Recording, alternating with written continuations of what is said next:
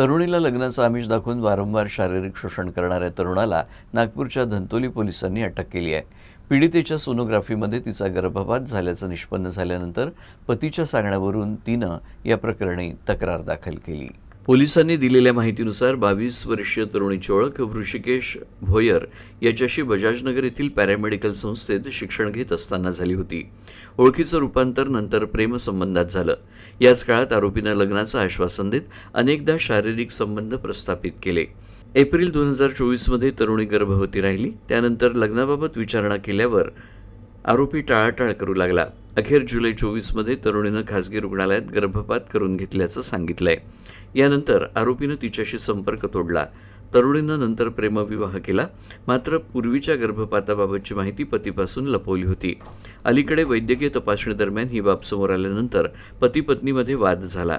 यानंतर तरुणीनं संपूर्ण घटना पतीला सांगितली आणि त्याच्या सल्ल्यानुसार धंतोली पोलीस ठाण्यात तक्रार दाखल केली।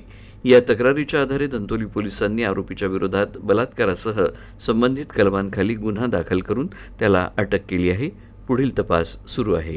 2023 ते 24 दरम्यान सदर गुन्ह्यातील आरोपी ऋषिकेश दिनेश भोयर व 29 वर्ष राहणार सोमवारी क्वार्टर पोलीस ठाणे सकरदार आधी राहतो। हा तिला लग्नाचे आमिष दाखवून 2023 आणि 24मध्ये यशवंत स्टेडियम येथील एक HDFC बँकेजवळ ओयो हॉटेल आहे, तिथे येऊन वारंवार शारीरिक संबंध ठेवले। त्यातून ती मार्च 2024मध्ये गर्भवती राहिली। त्यानंतर तिने त्याला वारंवार लग्नासाठी बोलले असता तो त्याने तिच्याशी संपर्क बंद केला। त्यानंतर फोन पण बोलणे बंद केले।